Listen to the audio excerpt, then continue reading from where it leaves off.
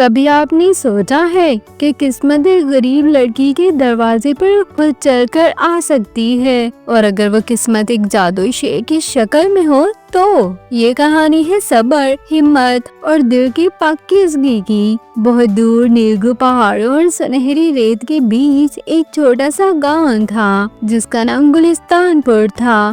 اس گاؤں میں غریب مگر نہایت نیک دل لڑکی رہتی تھی۔ اس کا نام تھا ضمیرہ۔ ضمیرہ کی عمر 17 سال تھی۔ آنکھیں گہری سبز، بال سیاہ اور لہجے میں عجیب سی نرمی۔ وہ اپنی بیمار ماں کے ساتھ ایک مٹی کے جھونپڑے میں رہتی تھی۔ ضمیرہ کا باپ کئی سال پہلے جنگل میں لکڑیاں کاٹتے ہوئے واپس نہ آیا۔ لوگ کہتے تھے کہ وہ کسی خطرناک جانور کا شکار بن گیا، مگر ضمیرہ آج بھی یقین رکھتی تھی کہ اس کا باپ زندہ ہے کہیں نہ کہیں۔ ہر صبح ضمیرہ جنگل کے کنارے جاتی، جنگلی پھل جمع کرتی اور گاؤں میں بیچ کر 2 وقت کی روٹی کا انتظام کرتی۔ وہ غریب تھی مگر اس کے دل میں شکوہ نہیں تھا۔ ایک دن جب آسمان پر بادل گہرے ہو رہے تھے، ضمیرہ معمول سے زیادہ اندر جنگل چلی گئی۔ اچانک تیز ہوا چلی، درخت جھومنے لگے اور ایک زوردار دھاڑ نے جنگل کو ہلا دیا۔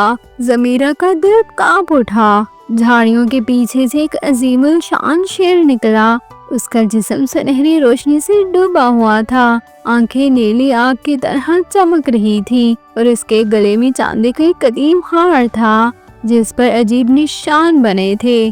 ضمیرہ خوف سے کانپ رہی تھی، مگر حیرت کی بات یہ تھی کہ شیر نے اس پر حملہ نہیں کیا۔ شیر نے انسانی آواز میں کہا، ڈرو مت ضمیرہ۔ ضمیرہ کی آنکھیں پھیل گئیں۔ تم میرا نام کیسے جانتے ہو؟ شیر نے گہری سانس لی۔ کیونکہ میں تمہاری قسمت کا محافظ ہوں۔ میرا نام ہے شاہ لیون۔ شاہ لیون نے ضمیرہ کو ایک چٹان کے پاس بٹھایا اور اپنی کہانی سنانے لگا۔ صدیوں پہلے وہ ایک طاقتور بادشاہ تھا جس نے اپنی رعایا کے لیے انصاف کا علم بلند کیا، مگر ایک ظالم جادوگر زرکاہ نے اسے شیر میں بدل دیا۔ جادو کا ایک ہی توڑ تھا، کسی غریب مگر پاک دل انسان کی بے لوث نیکی۔ میں برسوں سے اس جنگل میں قید ہوں، شاہ لیون نے کہا، اور تم وہ پہلے انسان ہو جس کے دل میں لالچ نہیں۔ ضمیرہ کی آنکھوں میں آنسو آ گئے۔ اگر میں تمہاری مدد کر سکتی ہوں تو میں ضرور کروں گی۔ جادو توڑنے کے لیے تمہیں 3 چیزیں درکار تھی: چاندنی کنول جو صرف اندھیری جھیل میں کھلتا تھا، سچائی کا انسو جو صرف شدید دکھ میں بہایا جائے، خوف کے بغیر قربانی۔ ضمیرہ نے ایک لمحہ سوچے بغیر ہاں کر دی۔ اندھیری جھیل کا پانی سیاہ تھا اور اس میں سایہ دار مخلوق رہتی تھی۔ ضمیرہ نے ڈرتے ہوئے جھیل میں قدم رکھا اور کنول توڑ لیا، حالانکہ سرد پانی نے اس کے قدم سن کر دیے۔ جب وہ واپس آئی تو اس نے اپنی بیمار ماں کو تکلیف میں دیکھا۔ ضمیرہ نے دل سے دعا کی اور اس کی آنکھ سے ایک سچا آنسو ٹپکا۔ شاہ لیون نے وہ آنسو محفوظ کر لیا۔ آخری آزمائش میں زرکاہ خود نمودار ہوا۔ اس نے کہا، اگر تم شیر کو آزاد کرنا چاہتی ہو تو اپنی خوشی قربان کرو۔ ضمیرہ نے کہا، اگر کسی اور کی آزادی سے میری خوشی ختم ہوتی ہے تو مجھے وہ خوشی نہیں چاہیے۔